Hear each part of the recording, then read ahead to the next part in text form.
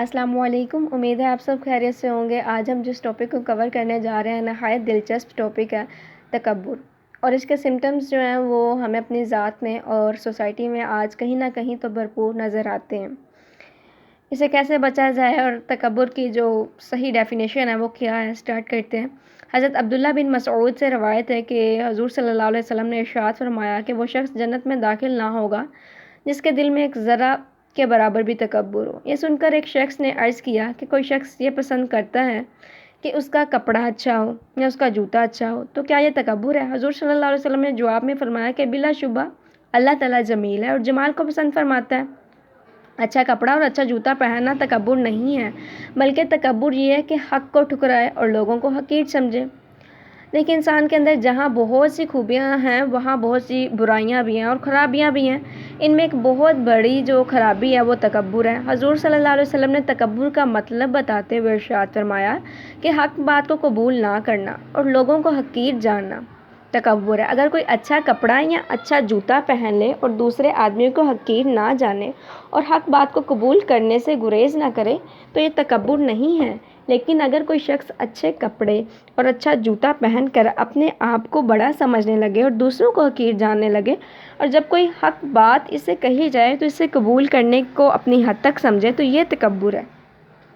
بہت سے لوگ غریب بھی ہوتے ہیں، ان کے پاس اچھا کپڑا تو کیا بقدر ضرورت معمولی کپڑا بھی نہیں ہوتا، لیکن دیکھا جائے تو ان میں بھی بعض دفعہ ایسا ہوتا ہے تکبر کی جو سمٹمز ہیں ان میں بھی پائی جاتی ہے، لیکن پھر بھی حق کو قبول نہیں کرتے اور لوگوں کو خواہ حقیر جانتے ہیں، یہ بھی تکبر ہے۔ لیکن تکبر کا جو زیادہ تر دیکھیں نا، تکبر کا وہ کنسیپٹ وہ امیری اور غریبی سے نہیں ہے۔ بہت سے امیر لوگوں میں بھی ہے تکبر، بہت سے غریب لوگوں میں بھی ہے تکبر، دونوں کے لیے نقصان دہ ہے اور دونوں کے لیے ہی اتنی برائی ہے۔ کسی میں علم کی وجہ سے اور کسی میں مال کی وجہ سے اور کسی میں بغیر وجہ کے بھی ہے۔ ایسا نہیں ہے کہ کوئی نہ کوئی وجہ ہوتی ہے تو تکبر، بہت سے لوگوں میں بغیر وجہ کے تکبر ہے، حالانکہ وہ جاہل بھی ہوتے ہیں، فقیر بھی ہوتے ہیں، پھر بھی اپنے آپ میں نہیں سماتے۔ یہ لوگ خواہ دوسروں کو حقیر جانتے ہیں اور حق بات کو ٹھکراتے ہیں، اور اس بات میں وہ مال اور علم والوں سے بھی اور جن کے پاس یعنی وجہ ان سے بھی آگے ہوتے ہیں۔ تکبر تو یوں ہی بدترین چیز ہے۔ پھر جب تکبر کا کوئی سبب بھی موجود نہ ہو، نہ مال ہو نہ علم ہو، تو اس کی برائی اور زیادہ ہو جاتی ہے۔ بندہ ایسے بڑا بننے کا کیا حق ہے؟ اس کو تو ہر وقت اپنی بندگی پر نظر رکھنی چاہیے کہ اللہ تعالیٰ نے جو کوئی نعمت عطا فرمائی ہے، علم ہو یا مال، اس کا شکر ادا کیسے کیا جائے اور اس کا شکر ادا کرنا چاہیے، اور یہ سمجھے کہ میں اس قابل نہیں تھا۔ اللہ تعالیٰ کے فضل و کرم سے اللہ تعالیٰ نے یہ تمام چیزیں مجھے عطا فرمائی ہیں۔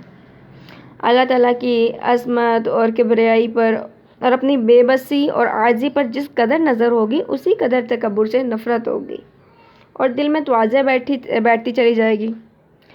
جس کو موت آنی ہو، جس کا بدن قبر کے کیڑے کھانے والے ہوں، اس کو تکبر کہاں زیب دیتا ہے؟ قرآن مجید میں ارشاد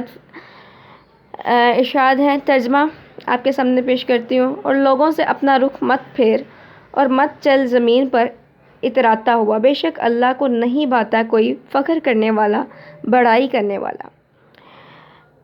ایک اور آیت ہے، ترجمہ اس کا میں آپ کے سامنے جو ہے پیش کرتی ہوں، اللہ کو نہیں پسند کوئی اترانے والا، بڑائی کرنے والا۔ پھر ایک اور آیت ہے، ترجمہ بے شک وہ نہیں پسند کرتا تکبر کرنے والوں کو۔ غرور، خود پسندی، یہ سب تکبر کی شاخیں ہیں۔ جن لوگوں میں تکبر ہوتا ہے بس وہ صرف اپنے ہی خیال میں بڑے ہوتے ہیں اور لوگوں کے دلوں میں ان کی ذرا بھی عزت نہیں ہوتی، اور جو لوگ تواضع اختیار کرتے ہیں یعنی لوگوں سے ایسا معاملہ رکھتے ہیں کہ اپنی بڑائی کا ذرا بھی خیال نہیں کرتے، وہ لوگوں کے نزدیک محبوب ہوتے ہیں۔